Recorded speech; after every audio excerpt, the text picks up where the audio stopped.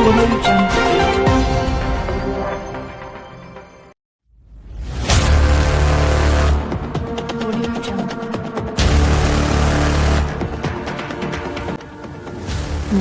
কোর্টে আগাম জামিন পেয়ে বক্তব্য দিলেন সেলিম প্রধান ওরফে ডন সেলিম।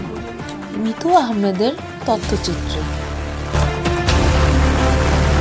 রূপগঞ্জের ছাত্রলীগের ফলাফল যারা আছে তারা সব এখন দীপু ভূঁইয়ার সাথে আছে। রাজনীতি তো একটা গ্যাং না, গ্যাং। রাজনীতি গ্যাংস্টার নাকি ভাই? আপনি অনেকে বলে যে আপনি প্রধান সাহেব আপনি তো কোনো রাজনীতি দল করেন না, কোনো সামাজিক কাজ করতে পারবেন না।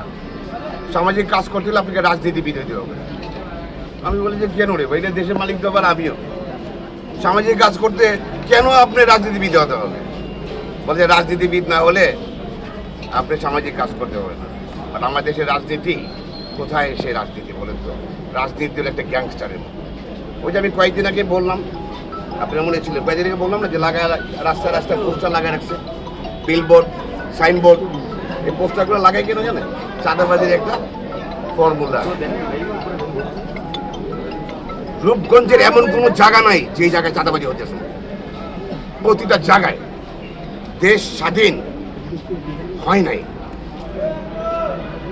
যারা আমাদের এই দেশের জীবন মানে লাইফ দিয়ে যারা এই দেশটাকে স্বাধীন করছে এখনো স্বাধীন হতে পারে না।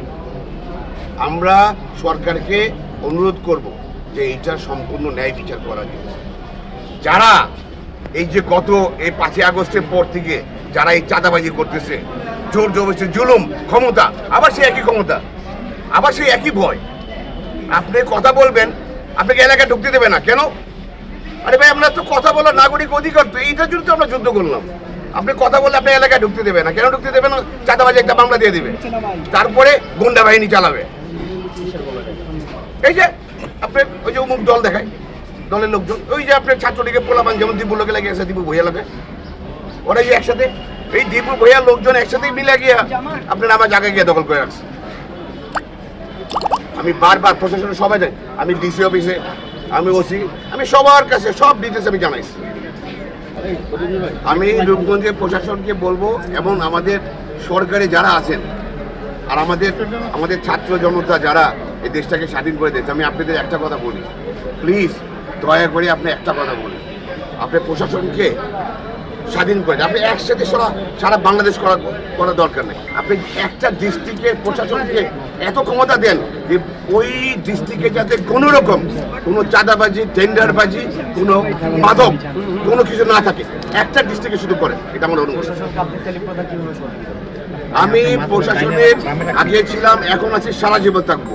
আমি ভালো কাজের জন্য আমি কন্টিনিউয়াস ছিলাম, এখন আছি, সারা জীবন থাকবো।